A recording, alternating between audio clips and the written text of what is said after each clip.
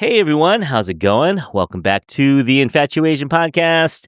This episode is going to air in the first week of September, which is a special month for us here. We're going to call this the Chin for the Win month, where at least 4 of the episodes this month will feature a guest with the surname of Chin. 1 N, 2 N's, it doesn't matter. We're probably all from the same village. We'll figure that out as we go along. And I figured there's no better way to kick off the month than to have another Curtis Chin on the podcast. So we have author Curtis Chin. Hey, Curtis. Hey. I know you've done dozens of these interviews. Have you ever done one with another Curtis or another Chin? There's another Curtis Chin who is actually a Republican. He was an ambassador under Bush. We've talked about doing some stuff together, but I don't think we actually finalized it. And I feel like I must have at least, and forgive me if I've forgotten, but I believe I have done something, but never a Curtis Chin.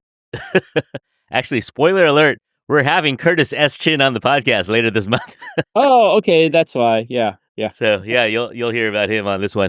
But I've always liked the name Curtis because I think it's one of those names that is common enough where people know how to say it. It's not a weird name, but it's not like John or Matthew or David. It's a little more rare. How did you get your name Curtis? I don't know. My parents came up with it. My mom said she wanted Robert, but for some reason my dad wanted Curtis. So, actually, and this is another thing we have in common. We were talking about commonalities. I have a sister named Carol Chin with the C. Oh, there are only 2 kids?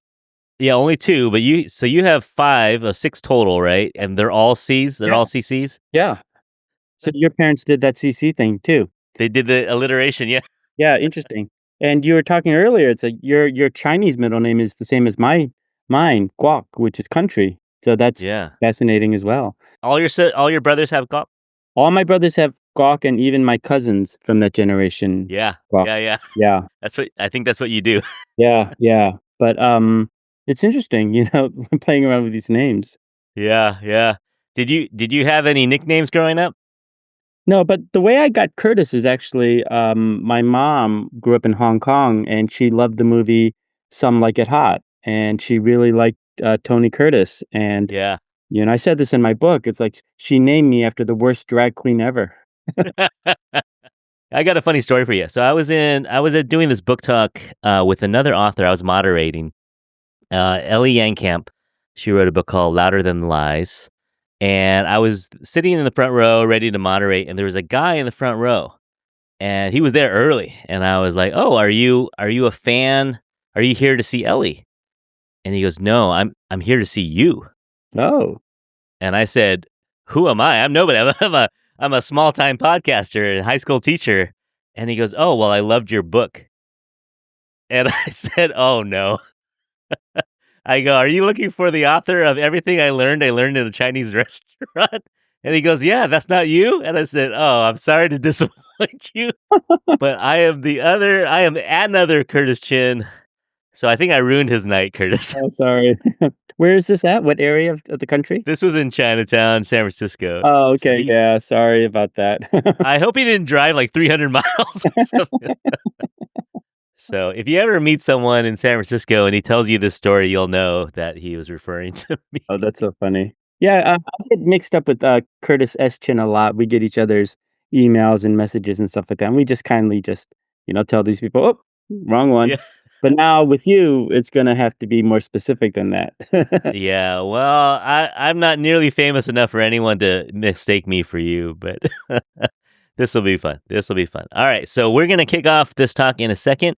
So everyone hang tight. We'll get back to this after the break. 1, 2, 3, 4.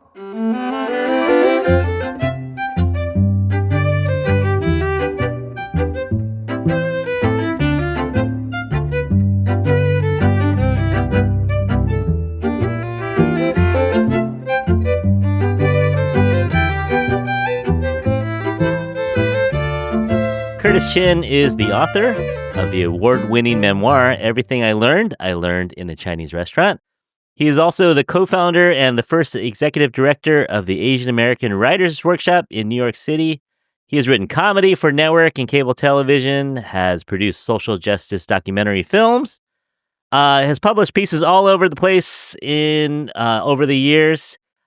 His short documentary, Dear Corky, premiered on American Masters on PBS. Currently, we'll talk about this more later, currently working on a new docuseries on the history of Chinese restaurants in America. Hello and welcome to the show, Curtis Chin. Hey, happy to be here. Yeah, we like to greet our guests, and this is appropriate for you in the restaurant industry. Have you eaten yet, Curtis? Well, my opening line is more for here to go. Oh, that's right. Where are you? Are you in Detroit right now? I just came back from Detroit. I was there for about 10 days, doing a lot of readings. It was Detroit Book Festival. I was on PBS Books. My book is selected by the state of Michigan for what's called the Great Michigan Read. So they choose one book every 2 years, and they buy 6,000 copies of it and give away free to every school and library in the state. And then, put me on a tour of like 15 places around the state. So that was the first part of that. So I'm going to be back in October and then again in the spring. So always happy to be back in Michigan. That's huge. That's huge. I've seen, we have that here in San Francisco too, where we buy it for kids and it's on the bus, the posters on the bus and stuff. So, oh yeah, that's a great. big one, right? That's for the city of San Francisco, probably. Yeah. So if anybody out there is affiliated with that program and wants to nominate a book, feel free to nominate my book. Yeah, let's do it. Let's get you on the list. I want to be on a bus in San Francisco. Yeah, I hope. Well, we'll talk about your roots in a second, but you've been out here. You've been out here several times. I saw you at Far East I didn't see you personally, but I saw you went to Far East Cafe. You even spoke at my alma mater, UC Davis. Oh yeah. If you're including that whole area, yeah, I've done quite a bit, and I also did, the cities of Oakland, San Francisco, San Jose, down in Palo Alto. So yeah, I've really gotten around to all the different places around there. I mean, I've done over 300 events. I saw the list. It's like I'm everywhere. Yeah, no, that's good. Yeah, we call it Detroit hustle. Yeah, that's actually as a podcaster, I appreciate authors because you're always willing to come on because it's part of the job, I guess, of being an author. Do other people not come on when you invite them? Well, actors and actors don't like to do it. Well, here's my theory: is that they don't make any money off of it, obviously, because I don't pay anyone. But wait, I'm not getting paid. Well, you're getting paid in adoration and. No, that's fine. Who knows? We might sell a book. Well, what I'm saying is authors, they got to sell books, right? So even if we only sell, 25 copies, hey, that's something. That's a good number. I mean, to make the New York Times list, it can be as few as 3,000 in that week. So if you're helping out with 25 copies, that's a good number. We'll see. All right, audience, go get a copy. But yeah, no, actors, I think they already got paid, so they're not really that interested in doing a lot of free publicity. But yeah. All right, so let's dig into your ancestral roots a little bit. So dad born in Detroit? Dad was born in Detroit. And mom was born in China? Mom was born in China. They had an arranged marriage. So, how did that work? Both sides of the family were here since the late 1800s. Okay. But because of the quirk of the Chinese Exclusion Act, right, which said that only people that own, well, there were two exceptions to the Chinese Exclusion Act. One was if you were a student, and the second was if you owned your own business. Because my dad's side of the family actually saved enough to open up a business, by the 1800s, they were able to then bring their subsequent kids here. My mom's side of the family, unfortunately, did not have enough savings because they kept I don't know, they sent more back or something. I don't know what it was, but because they never opened up their own store, they could only keep sending the men over. So the women weren't allowed to come over. Yeah. So do you know how far back? So San Francisco in the 1800s, probably? No, they went through Seattle. Maybe my mom's side, but my dad's side was through Seattle. And I know my mom's grandfather is buried in San Francisco. Oh, so probably I haven't done too much genealogy work on it. These are more just like hearsay from my family. Yeah. How'd you end up in Detroit? Well, we actually ended up, my great-great-grandfather went from Canton, China to Canton, Ohio before Okay. realizing there weren't actually Chinese people. Then he moved up to, Detroit. The auto industry was just starting at that time. Tried to get a job in the factory, but there was a lot of discrimination against those early Chinese immigrants, and so he, uh, couldn't get a job there and instead did the hand laundry, right, which was one of the Uh-huh. few, jobs available, and that's what happened. Yeah. Yeah, my dad was born in South Dakota, but they spent some time in Bemidji, and Omaha. Like they spent some time in the Midwest, Doing what? floating around, following the railroad, I think. Oh, really? Oh, interesting. Yeah, yeah. So I don't know. It's interesting when you meet a Midwest Chinese person. They probably overlap somewhere along the line because they all kind of had to help each other, I think, in some ways. Yeah, I think so. I mean, definitely, working in that food business, I mean, we got a lot of our cooks from Chicago. It seemed like Chicago was the center point where everybody went. Okay. It's sort of like you went from San Francisco to Chicago, and then Chicago, you scattered from there. Yeah, Uh, yeah. so That's pretty cool. I love that your mom actually got a little bit of her Amy Tan treatment that she was kind of wanting in the '90s, but she finally got it in your book just now. yeah, that's my favorite story to read. I mean, when I was in college, the book came out, Joy Luck Club, and everybody Yeah. coming to our restaurant was like, "Oh my god, this is the greatest story." And suddenly my mom thought that her life was a bestseller too, and so she would chase me around, you know, Yeah. sharing all her stories. And it took me about 30 years, but eventually I got it in You got her in. Yeah, that's yeah. great. So, as a kid, you were working in the restaurant, getting involved in politics early. I like that aspect of you. What made you tick when you were a little kid? You were just looking to make a change in the world, or you saw the injustices, or what made you go? I think that part of it is that when you're in the back of a Chinese restaurant, there's not a lot to do. When we were younger, my grandmother wouldn't allow us to have a TV in the back, and we didn't have any books, right? Like the only book we had was the phone book. But what we did have were the newspapers, right? Like the Uh-huh. customers would bring them in and just leave them, and so I just read every newspaper. Detroit, we had a couple, plus we also had some national ones, and I would just read everything from cover to cover because I was just so bored back there, right? Your homework. So I think that's what got me, interested in current events. And then obviously when Vincent Chin was murdered, that also sparked my interest because he was a family friend. My uncle was his best man, and one of the things that I really noticed was the lack of coverage. I don't know if people know this, but it took the local media 12 whole days before they actually covered that case. I mean, he died and everything had happened. I mean, and meanwhile, the whole community was coming into our restaurant asking questions about it. And so that disparity really stuck out at me as the importance of why Asian Americans need to tell our story because throughout that whole time period, the media kept writing all these stories about these white auto workers losing their homes and losing their jobs. And so there was a lot of built-in sympathy for those killers, right? But you didn't have that for Asian Americans. Nobody was really thinking about us or building this world where we were seen as the victims or the heroes, or people could empathize with us. And so I think that really is how I connected the two, of politics and then also writing and the importance of it, and the importance of telling our story as Asian Americans. Yeah. No, I think we're pretty close in age. You're maybe 2 years older than me. Oh, really? So Wow. I graduated high school in '89. So I remember Tiananmen Square Hmm. and Vincent Chin. That year is a lot going on for us. And I feel like you were a little more in touch with your roots than I was. I was trying to assimilate really hard, in the '80s, and In San Francisco?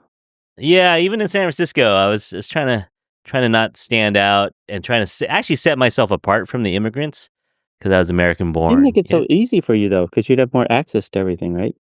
you would think, yeah, you would think, Which is a but tough yeah, I to do. didn't. Yeah, I know. But but you look at TV and you looked at the news and you didn't see yourself a whole lot, so you didn't really want to stand out. But I Yeah. do remember Vincent Chin, as especially the same last name, right? Mhm. And I didn't get a lot of details out here. We just got the basics of it. Mm. But you were right there in it. And then So we'll skip ahead a little. We'll go back to college in a second. So you produced a documentary called Vincent Who? Yeah, that sort of came about because, I went on, after leaving the restaurant, going off to Michigan, college, I got a creative writing degree. And eventually I made my way out to Hollywood where I was writing for TV. And then, this is actually the subject of my next book. In 2005, I was writing for the Disney Channel, and I get this terrible phone call that my parents are in a car accident, and my dad passed away, and my mom was Oh, severely injured. And my brother Chris, who's a golden child, lives in Los Altos now, immediately whisks my mom out there to help her recuperate. By the end of that first week, all my siblings decided they were also going to move out there to help my mom. And I was left behind in Detroit trying to decide, do I go back to Hollywood, and continue this path of being a TV writer when there weren't a lot of opportunities 20 odd years ago, right, for Asian American yeah. writers? Or do I stay in Detroit and take over this fabulous restaurant that my great grandfather founded? And so that book is called Leftovers. And, one of the journeys of that book is that I realized that, I would come back to LA, but I would do more independent. I wouldn't try to work for the studios, right? I'd put my focus on doing more, stories that were connected to my community and my experience. That was sort of the trade-off, right? Um, Mm, and, that's how that project came about was I was just thinking about my own childhood and the stories that affected me, and, because my dad was friends with Vincent, I just thought, like, that would be a story that my dad would want me to do, and, yeah. that's how that film sorta came about. Hmm. Can we watch it anywhere? Is there anywhere we can see it? Yeah, go to my website, it's free. Um, Oh, it's, curtisfromdetroit.com. all right. We'll definitely link that. A lot of Yeah. a lot of schools have, uh, taught it. I mean, it's an old film now. I mean, it came out in 2009, so that's 15 years ago, but surprisingly, a lot of schools are still using it, colleges and high schools.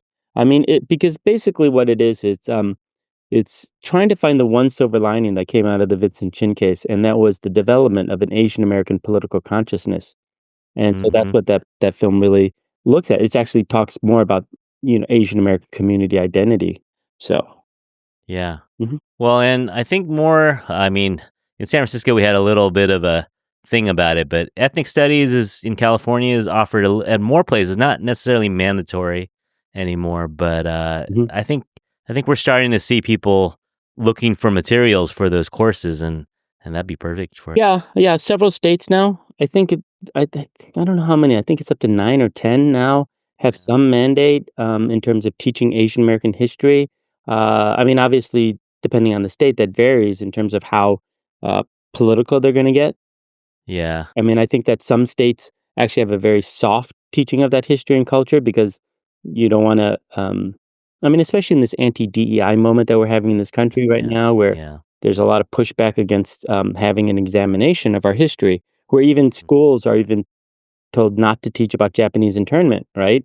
You gotta present American history in one particular light, or it's gonna be banned. That makes it very, very hard for us as Asian Americans because we know our history, right? And we know the complicated nature of that history in America. It's not all positive. I mean, yeah, I mean, I have this line in my book. Yes, America succeeded. Oh no, yes, my family succeeded because of America, but America also succeeded because of us, right? It's mhm. this duality that we as Asian Americans face, right? We love our country, we love America, but we also recognize that, we weren't always treated the best here. But at the same time, we're here and we're doing the best we can to make the most of it. And I think that vision, that complicated vision of America is just not um, welcomed in certain circles right now and in certain states. Yeah.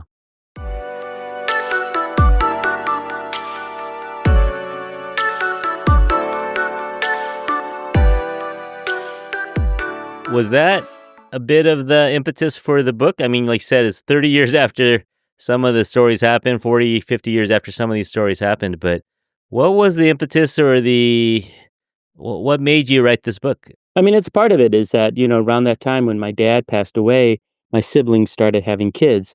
And when they were born and getting older, I was like, God, this is really sad that this next generation of my family, they don't know anything about this wonderful history that we had in Detroit and this wonderful Chinese restaurant that we grew up in. And so I really started writing the stories for them. It really was just a personal book. I had no idea of even how to, sell a book, or even I wasn't even thinking that when I first started this. Yeah. Mhm. You have a degree in writing, but you were doing more television and documentaries. Yeah, Um, definitely. s- Yeah, and that's a totally different way of thinking. I never thought that I would have a book, and that's why this is all, everything that's happened with the success of the book has just been gravy. I mean, it just yeah. more than I could, imagine. Well, it's great. The book is called Everything I Learned in a Chinese Restaurant. Spans decades of the restaurant Chung's. Is it still there? Not your family's anymore, but is it still there? No, sadly, during COVID, it shut down. So, Uh, but there's this big push to try to revive it. I was actually just back in Detroit this weekend where they had the first annual Chinatown block party where they're trying to revive the old Chinatown. Our restaurant was actually the last one standing, and that closed in yeah. 2000. And much like the rest of Detroit, it just kept, um, the city itself just kept, disappearing. But now there's been this wonderful revival in the last 10 years or so, and so that's part of it now. It's finally hit that part of town where people are trying to, like, bring back the Chinatown, and it was wonderful.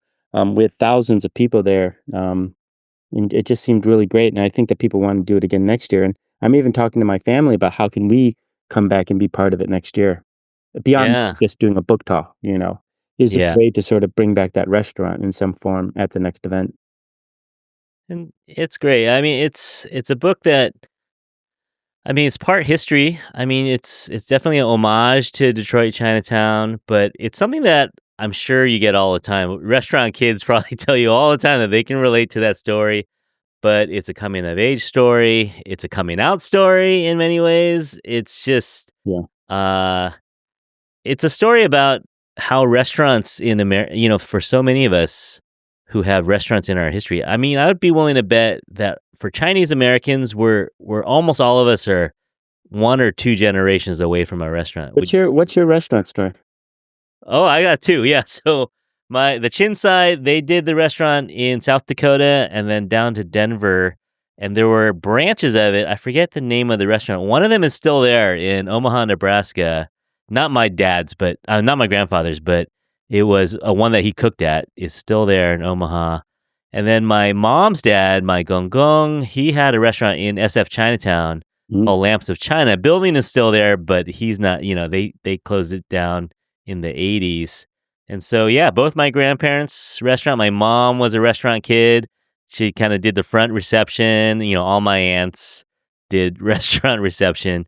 And it was kind of post war, 1940s to 1980s, Yeah. SF Chinatown. Yeah, definitely amongst the Southern Chinese, the ones from Say Up, there is a restaurant in it. Maybe with Yeah. some of the newer generations who come through more professional class. Well, I don't want to say professional class because, restaurants are professional too. But, so I've done over 300 of these book talks in 9 countries.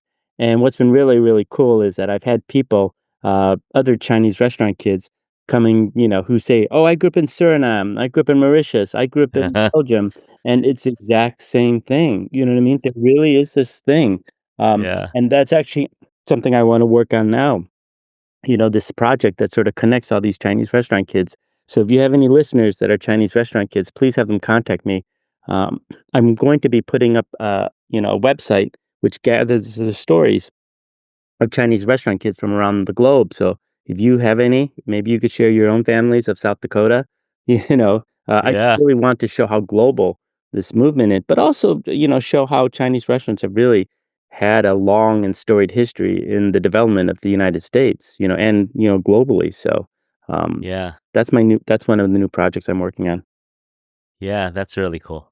Mhm. So yeah, growing up in the restaurant, would you say that if you walk into a restaurant and you see an 8-year-old doing homework in the corner, you're automatically know that's going to be a good restaurant to go to? Oh, I wish it were that easy, you know? But, I know that it's a family, and that makes Yeah. a tip more, you know? Yeah, for I sure. really, really wanna support them because so many of them are struggling now, and the profit margins are really, really thin, as Oh, your family especially. probably knows, right? It's a volume business, and you're not making much off of each order, so you just gotta work really, really hard. Yeah, and I talked to other restaurant owners, and a lot of them say that that's kind of the curse of Chinese food is that people expect it to be cheap, and Yeah. So now you try to charge a little more for something and people flip out. Like, what do you mean $20 for this? But it's what it costs, Well, that's why I feel like one of the things that we need to do to help these restaurants is that we need to change the perception of Chinese food being cheap to being affordable. I think it's okay that we're not known as the expensive high end. That's, generally, I think that's fine. It makes us really accessible, but we need to be affordable. You know what I mean? So that Yeah. families don't have to work. Like my family worked 80 hours a week over the summers. I mean, 7 days a week, open to close. Uh, Yeah. so I mean, I like my family and I like having all the free food, but seriously, it would Yeah, it's a nice lot. to get a break. You know what I Yeah. mean? Yeah. That was a funny story when you were at Drake's and you were doing 40 hours a week and they were like, "Are you sure that's not too much?" And you're like, "That's like part-time for me." Yeah, we work hard, right? You gotta. Yeah. Yeah. Yeah. So yeah, growing up, what were some of the main lessons that you learned in the restaurant? Well, there's so many. I mean, they're sprinkled throughout the book. I mean, some of them are as simple as recipes, but some of them are just, how do you do food service? But the one that I like to share the most is something my dad taught me. When you're a little kid, oftentimes your parents will say, "Don't talk to strangers." My dad gave us the Uh-huh. exact opposite advice. He said, "Talk to strangers." And Uh-huh. who he was talking about were the people sitting in the dining room because, he's a kid from Chinatown. He never left. He never went to college. He didn't know what opportunities existed outside of the four walls of that Chinese restaurant, but he knew that he had this dining room full of people who did. And so anytime he met somebody who he thought had a really cool job or just a really happy demeanor, he would just call all six of his kids to run over and barrage them with questions of, "What do you do for a living? How did you get your job? How much money do you make?" And so, that idea of being able to talk to people who are different from you, not being afraid to ask questions, if you don't know the answer to something, not being afraid to ask for help if you need it. Those are all things that have really helped me in life. Not being afraid of just putting myself out there. And that's something that you need to learn very early on when you're working as the front of house. Yeah, I see it now. I work with teenagers now, and I have two teenagers here at home. And yeah, the cell phone generation, they do not like talking to strangers at all. Mm. Even people they know, they'd much rather text. So are they okay texting strangers? Or I mean, how do they engage Probably the not. world? Yeah, I don't know. Well, I don't know if they text any strangers, but even like just writing an email to ask for something, they struggle Mm. with the communication versus like a 9-year-old Curtis Chin was talking to the mayor of Detroit. Like that kind of stuff. Yeah, and it's sad though because I live in LA now, and sometimes we have these restaurants that actually have robots serving you too. Oh Like you yeah, can go into the restaurant, you can order off your QR code. You could actually have very very minimal contact with the staff. And to me, yeah, half the fun of going to a restaurant is actually meeting the waiters, and yeah. and talking to them and see how they're going. But maybe that's a a dying art, Maybe. in this world. But Yeah.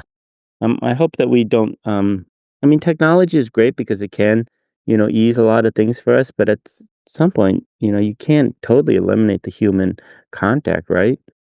Well, that's what we're talking about at the high school level now. We're talking about the effect of AI and what jobs are really going to be needed in the next 20 years.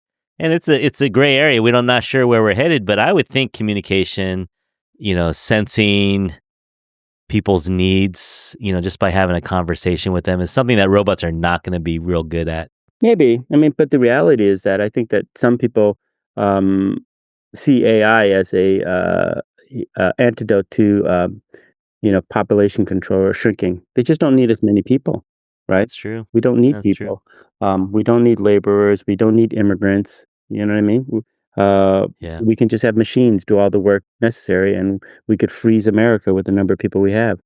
And I Mhm. think there's some people who would be perfectly happy if America were only like 15 people, them and all their friends and their That machines, look just like them. Yeah. them and their machines, right? Yeah, Oh this is man. perfect. This is what we want. you know? Yeah. Oh man. Well, you don't hold back. I don't think you do. You don't hold back a lot in the book. You expose a lot of things about your family, about yourself. What was the reception? Like your dad never got to read it, but how about your siblings and your other relatives and your mom got to read this book? Nobody's read the book, nor do they plan on it. I mean, according to my sister, She has zero interest in learning about my sexual awakening. My brothers are all like, "Well, that's your version of the past." So, and that's perfectly fine with me. I mean, I think they do support me because every time I post on Facebook, they do hit the like button. So I think that Okay. says something. Um, Uh, but in terms of being honest, I mean, there's two things about that. One is these things happened a long time ago, and I feel like I'm a different person. And yeah, I made a lot of mistakes as a kid, like stupid mistakes. Being inconsiderate or being an idiot, and also just being a young Republican. I mean, there's just a lot of mistakes that I made as a kid. And if I can't laugh at it and look back and say, like, I've changed, then what is the point of writing a memoir, right? Yeah. But with that said, I don't know if I revealed all the worst things. I mean, I'll give you an example. It's like I have this line in the book where the opening line is "Mo Yong," which is what my grandmother would say to us all the time. But the full phrase that she would say is, uh, "Jam ni ga hao Mo Yong da se ne." Like, you know what I mean? You Yeah, know what yeah, that yeah. means, right? She Yeah, was yeah. far worse than, just saying you're useless. She threatened to kill us. You know what I mean? So, I don't need to put all of that in, do I? Yeah. Yeah. But people get a general sense that my grandmother was mean, and she was Yeah. so I think that's good enough. She was a tough one, I'm sure. Yeah, we You can don't need tell. you don't need all the other stuff, the glories. Otherwise, have social service calling you, say, "Wait, take it out, like, years ago." Yeah. So then the other theme of it is your sexual awakening and coming out, and you don't talk about coming out completely to your family. You talk about thinking about it and hoping to do it. But what the other part of your identity is you knew early on that you liked boys more than girls, yeah? Well, we grew up in the red light district, so there were, a lot of exposure to you know, sex and drugs and everything, right? And there was a drag bar just 3 doors down from our restaurant, and they would come. On the other side, there was a gay-owned pet store. So it's like we were surrounded by gay people, so it wasn't foreign, these concepts to me, growing up. So, yeah, that's what happens when you grow up in the streets, right? You Yeah. you a little bit more earlier. But Yeah. I don't come out to my parents, not because I'm hiding, it just didn't happen chronologically. I didn't come out to my parents until my mid-20s, and so that'll be in the next book 2, but it just didn't happen. It's not like I was hiding something, and the lesson that I learned, there about that was that, my parents are dealing with a lot of stuff back in Detroit because it was a very violent time, crime. They were dealing with having, 6 kids. Money was really, really tight. And so I didn't understand the benefit of coming out to them, right? Mhm. To the family dynamic, right? Because oftentimes we present this idea of like coming out as like this heroic, victory. What is it? Oh, Joseph Campbell type, situation. But it's not. And I think as Asian American, I was more concerned about how it would impact my family, right? Sure, I know I'm gay. I'm fine with it. It's not like I feel like my parents are ever going to kick me out, right? Because we're Buddhists. We don't have those same issues. You know, uh, but I didn't want to burden my family with it because keep in mind this was the AIDS era when anytime Yeah. a person came out, there was this presumption they'd be dead in a few months because of AIDS. Yeah. And I did not want to put that stress on my parents. So I Yeah. feel like me not coming out to them was more of I don't want to say heroic, but it was definitely a sacrificial point, for my family. I wanted to keep the family harmony together. I wanted to, you know, Yeah. lessen the burden on my parents. So yeah, and what I say about it in the book is that it's something I learned working in the restaurant is that everything has timing, right? You know when to Yeah. bring out the soup, you know when to bring out the entree, you know when to put out the bill, right? Um, and it's the Mhm. same thing in life. There's a perfect time for everything, and it just wasn't time for me to say anything to my parents. Yeah. No, I when I read that, I felt like it made sense, like like you said, what would you gain? What would they gain? There really wasn't I don't want to say the point of it, but yeah, I think the timing was more important than anything. Yeah, yeah. So you said over 300 tour stops or podcasts and speaking engagements. What's been the reception? Like, I'm sure there's some obvious people who resonate with this, but have there been any surprises? Any things that have come up in the last 2 years that have surprised you? So just to clarify, that's 300 in-person events. That's not even including the Zoom sessions that I've done. Oh, It's okay. been nonstop. I mean, Yeah. yeah, no, it's been a big range. I mean, obviously, I have the Chinese restaurant kids. I also have the kids that grew up in Polish restaurants or Mexican restaurants that come up. Uh-huh, uh-huh. I have had some really interesting ones too. I had this one woman, this black woman, who came up to me and said, "My ex-boyfriend forced me to come here." And I'm like, "Why?" And she's like, "Oh, because he's Chinese and I broke up with him. And he said, you have to read this book to understand me because he wants to get back together with her." So I had Uh-huh, those, random things. But I think the best thing uh-huh. really has been, former customers of our restaurants who come to the Ah, events because we never really got a chance to say thank you for all their support, and I get that chance now, but I also get to hear their stories, about my family, and that makes me feel really good. My favorite story I like to share is that I was in Cambridge, Massachusetts, and at the end of this packed reading at a bookstore, this woman gets up. She's 60 years old, ish or white, and she's like, "Has anybody here eaten at Chung's?" And nobody had because we're in Massachusetts. But she said, "I grew up in Detroit. Your family's restaurant was my favorite restaurant. We went there every Sunday." And she said that uh-huh. was her happiest memories of growing up. But then she also said that, she told her mom that she's going to the reading by one of the kids from Chung's, and her mom, who has, dementia now, started recounting all of our dishes in vivid details. And she said for the first time in years, she had her mom back, and for me, that really stuck out to me because I always knew that my family was struggling, working really hard to give us a better life. What I didn't realize was that they were also doing it for the other Detroiters because Detroit at that time was really tough. I mean, businesses Yeah, were shutting down left and right, buildings were burning down, people were getting murdered. And my parents are really struggling, fighting just to provide a restaurant, yeah, a nice meal for people to come in and feel safe and just feel nurtured. And um, it just gives you more respect for the Chinese restaurant owner and small business owners in general, and the work that they're doing, not just for their own family, but for the fabric that they're trying to contribute to America and the small communities here and there. And so we really can't underestimate that, particularly as we're in this era right now where there's an anti-diversity thing, and we're not appreciating immigrants, and we're not appreciating diversity. In some ways, I like to make the case that Chinese restaurants may be the solution to moving forward as a well, country. yeah, I mean, there's that I think, Dolly Lee made that statement that egg foo young and chop suey kept us in this country, right? If it wasn't for those dishes, we might have been run out of this country, but people liked our food so much, they figured they'd keep us around, at least for that. Yeah, yeah, I'm not familiar with that quote, but that makes sense. I mean, but I also like to make the case of how Chinese food via Chinese restaurants are really such a important part of American identity, right? And how we even eat food, whether you're talking about delivery service, Mhm.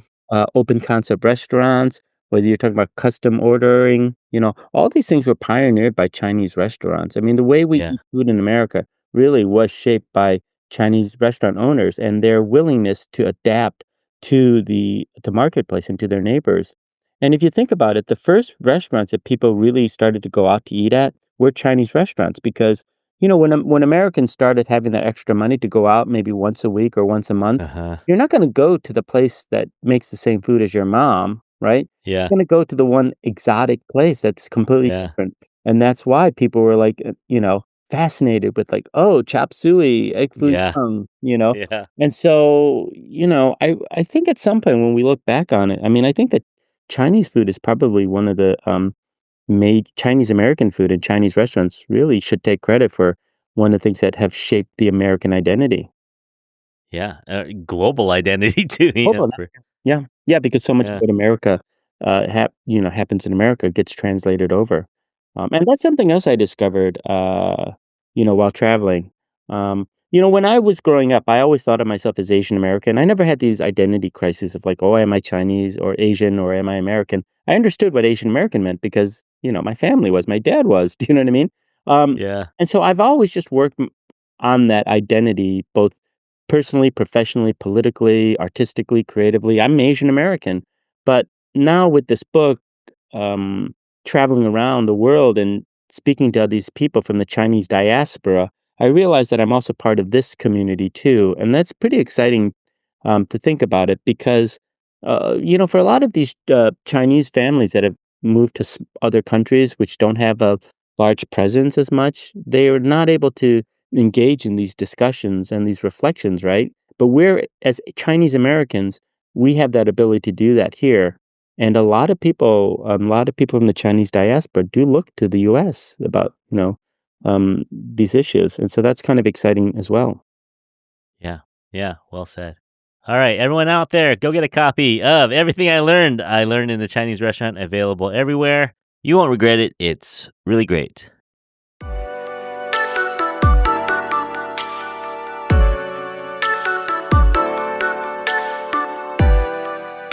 Well, Curtis, you've survived our difficult questions. Are you ready for our Yao, which is kind of like a lightning round, but we call it the Yao, which is your Asian opinion. Don't think too hard, but we don't do lightning anymore because I like to discuss it a little further. So let me get your Asian opinion on where's your go-to place to get Chinese food in the greater Detroit area? Well, it's kind of sad because I was going to my family's. My grandfather's younger brother had a place that just closed this past year after 70 something years. It was the oldest restaurant in Detroit, but sadly the matriarch died at the age of 94 this last year, and because the city then starts assessing repairs, which they were grandfathered into, when they had to change ownership. They just couldn't bear that, and so they've closed down. So I don't know. Yeah. Who knows? Like I said earlier, maybe there's a way to revive my family's restaurant. Yeah. Because there's no Chinese food like my parents. I hate to say that, but No, you know what? You got to stay true to the brand. the brand. Yeah. All right, pick one. Egg roll or I know your answer to this. Egg roll or sumai? Oh yeah, girl, come on. I always start off my presentations by asking people to guess how many egg rolls we sold. We sold over 10 million egg rolls. 10 mil? You don't sell 10 million egg rolls unless they're damn good egg rolls, right? No, you had me craving it for sure when I was. The only problem is it takes 2 days to make, and so that's why it's be really hard if I wanted to do it. So, Oh, yeah, we made everything fresh, even the skin and the sauce. So it's like, oh my god, that'd be so. You can't make it same day. Yeah. Yeah. All right, beef chow fun. You going wet or you going dry? Dry. Really? Okay. I like it. Isn't that more popular, dry style? I think so. Yeah, I'm in the minority. Okay, sorry. No. You set yourself up. Sorry. All right. You got an Asian American book recommendation for us or film? God, I can't just because all my friends are. I know. I know. No, I just think it's beautiful that there's so many different options. Whether you're talking about children's book to adult books, Yeah. From nonfiction to fiction, whether you're talking movies, there's just, a lot of opportunities now. Still not perfect yet, but it's good. It's going there. And so find the author or the filmmaker you like and support them is what I say. Yeah. Yeah. Do you agree with this? Like if I did this podcast 10 years ago, would I be able to get an Asian American author every week for 52 weeks a year? No, it's really changed. I mean, yeah, I think so. Yeah, and I'm actually about to do a talk at the Asian American Journalists Association this Friday in Seattle. Well, it would have aired, but and my conversation partner is actually the president and publisher of Little Brown, Okay. and she's Asian American. She's the first American to lead that, and she in our pre-interview she actually talked about how now there are just so many books that she can support versus in the past she couldn't as she was working her way up. And so that's the landscape has changed, and that's exciting. It is. Yeah. And so Little Brown, I mean, it's the oldest publisher in America. I mean, it published such classics as Catcher in the Rye and Little Women, and now they're Asian American books like Pachinko and my book. Yeah. You know what I mean? So it's kind of exciting. Yeah. It's super exciting. Yeah. I get an email almost every week, maybe several emails a week from publishers, sending me an author or sending me an arc. Yeah, it's great. It's fantastic. Like you said, young adult, children's, cookbooks, fiction, nonfiction. It's fantastic. Yeah. Yeah, and if you think about your podcast and how many other podcasts are out there and stuff like that, that is part of the ecosystem that supports authors, right? And we need more podcasts too. Yeah, we do. All right, you're preaching to the choir. All right, our final question is: we ask our guests who their infatuation is. Infatuation is anyone in the Asian community that you admire, could be living or deceased, someone you know or someone you admire from afar. Curtis Chin, who is your infatuation? The Asian restaurant owner, the people doing the hard work of, providing for their family and building community and just putting in a day's work. Do I have time to tell a story? Yeah, of course. We got unlimited airtime. Okay, so in my book, there was this point when I was about 12 years old where I was struggling with my identity, and I was really looking for a strong Asian male role model. And I'm just looking around, TV, film, whatever, and it's the Bruce Lee story, right? Where I talk about being the only Asian family in a theater full of black kids, right? But it ends with this one incident in our at our restaurant where actor Yul Brynner, who was starring in the classic musical King and I, was coming into town, and he booked our restaurant for the cast party. And my dad was so excited because he always thought the Chinese restaurants didn't get a lot of respect. So he said, "You know what? I'm going to spend all my energy and make this the best night possible." You know, um, and he did, right? Like, he spent the week before cleaning the place, or he made us clean the place. He ordered ice cream, something he never did for us, but he ordered for Yul Brynner. And when Yul Brynner and his party came in, they were kind of rude, because they have certain standards that they're looking for, whatever. But at the end of the meal, and my dad helped them with everything that they wanted, right? He bent over backwards. And at the end of the meal, my dad just goes up to Yul Brynner and says, "Hey, can I get your autograph or take a picture with you, actually?" And he said no. And that totally crushed my dad. And it made me realize that I'd spent that whole summer trying to find a role model for myself when the best role model was standing right in front of me, which was the Chinese waiter, the guy who's just trying to make you have a nice meal and make your life a little bit better. And so that's kind of the hokey answer to it. So No, that's not hokey at all. That's great. yeah, Shout out to Big Al. Rest in peace, Big Al. yeah. Chinese All restaurant right. owners or Asian restaurant Perfect. owners or any small business owner, really. Yeah. That's who I admire and who I would love to emulate at some point.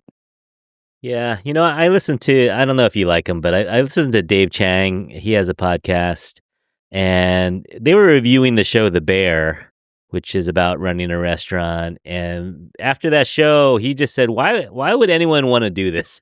Why would anyone want to do this restaurant? And it's so hard. It's so expensive. It's hard to make a living. But then the bottom line is they just like making people happy. They just like That was his providing. answer.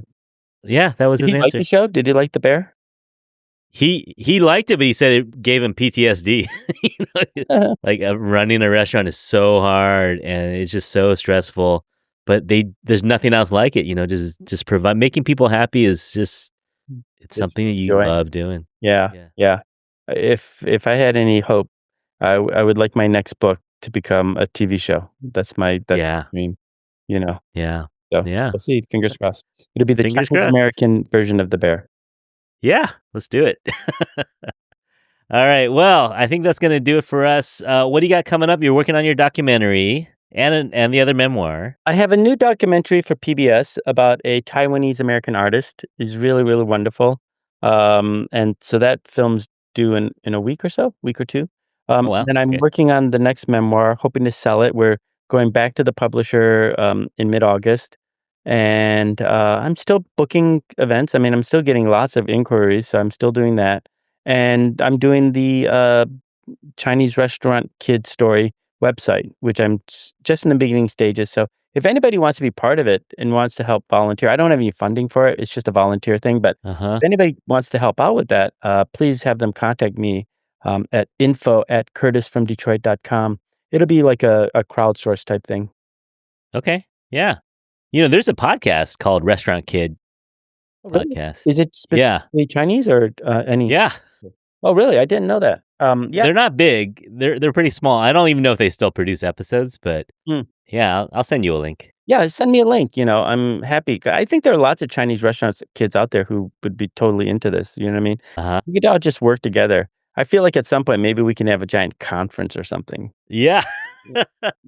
Yeah, Mei Li Tao is a Cambodian donut store kid, and she's got a little network of donut store kids. They have their own little niche. Yeah, why don't we have that for Chinese restaurant kids? We should We do that. should.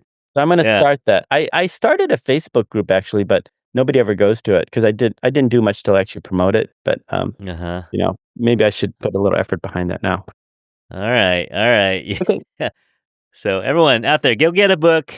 Go keep an eye on, go to curtisfromdetroit.com. You can see Vincent Hu. What else is on there? You have your Corky Lee film on there as well? The Corky Lee film is connected. I think there's the link. It's being redesigned right now, so hopefully it'll be launched by the time you guys you air this episode. But it will have a link to because it aired on PBS, so it's their link. Yeah. It's just a link to their Okay. website. Yeah. But yeah, that's it. More information about me, how to book me as a speaker. Yeah. That's how I make my living. In between these projects, it helps when people bring me out and ask me to speak. All right. All right. So, thanks so much for coming on with us. It's been real fun. Yeah, likewise. Good luck Oh, with the podcast, and maybe our paths will cross, with yeah. a Kurdish Chin meetup or something like that. All right. Okay. Well, everyone out there, thank you so much for listening to us as well. We appreciate you hanging out with us. Come back and join us again whenever you get a chance. On behalf of Curtis and myself, we hope that you're all happy, healthy, and safe out there. Happy Chin for the Win Month, everyone, and we'll talk to you again soon. Bye, everyone. Thanks.